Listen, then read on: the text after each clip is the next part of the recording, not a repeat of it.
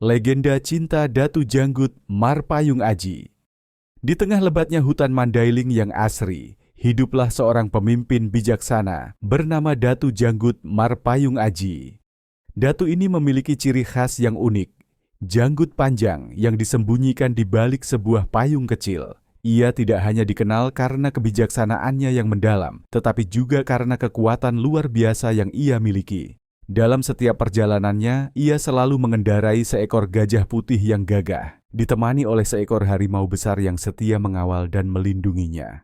Sosoknya memancarkan wibawa yang membuat alam Mandailing seolah tunduk di bawah naungannya. Datu Janggut Marpayung Aji sering melintasi hutan dengan gajah putihnya, dikelilingi oleh hijaunya pepohonan yang lebat.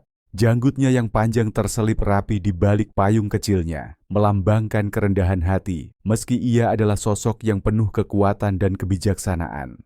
Di sisinya, harimau besar yang setia selalu berjalan dengan siaga, menciptakan pemandangan megah yang seolah membawa hikayat masa lampau. Dalam setiap langkahnya, Datu Janggut membawa kedamaian bagi alam dan manusia di sekitarnya.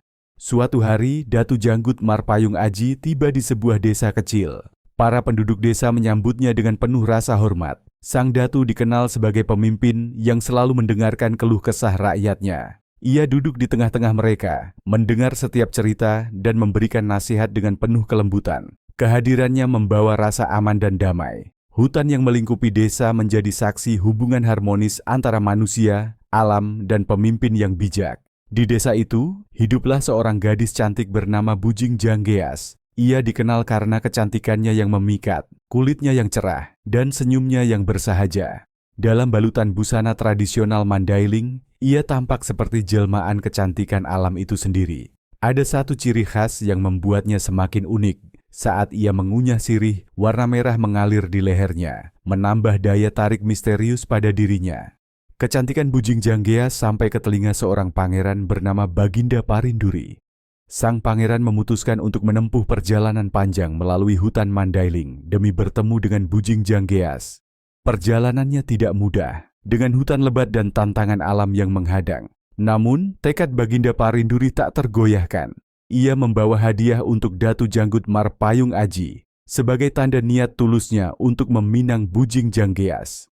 Setelah melalui berbagai rintangan, Baginda Parinduri akhirnya tiba di Hutalobu, tempat Datu Janggut Marpayung Aji tinggal.